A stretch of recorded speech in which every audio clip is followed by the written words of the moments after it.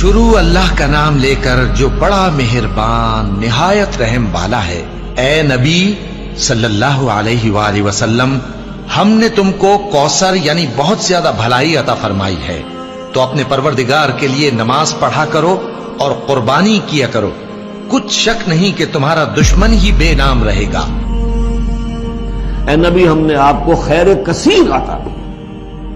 اس خیر کثیر میں یوں تو یہ کہ حوض کوثر وہ بھی اسی میں شامل ہے، لیکن یہ کہ اس پر آپ کو 25-30 قول مل جائیں گے۔ قرآن سب سے بڑا خیر کثیر ہے، بہت بڑا خیر کثیر۔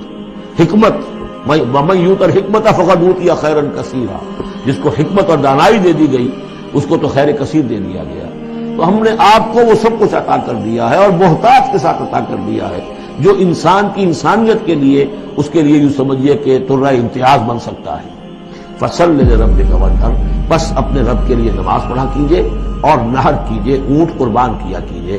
یہ گویا کہ عید الاضحیٰ کا نقشہ آ گیا۔ فَصَلِّ لِرَبِّكَ، پہلے ہم نماز پڑھتے ہیں دوگانا عید الاضحیٰ، اور پھر جا کر ہم قربانی کرتے ہیں۔ وَانْحَرْ إِنَّ شَانِئَكَ هُوَ الْأَبْتَرُ، یقیناً آپ کا دشمن ہی ہے کہ جو دم کٹا ہو جائے گا۔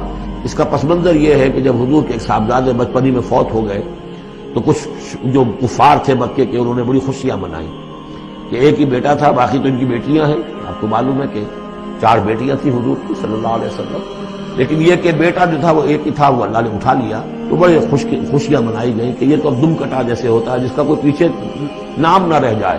بیٹیوں سے تو نام چلتا نہیں، نام تو چلتا بیٹوں سے، تو اب ان کا تو کوئی تذکرہ ہی نہیں رہے گا۔ کوئی بات نہیں، جب تک یہ ہیں آگے کوئی نام لینے والا نہیں۔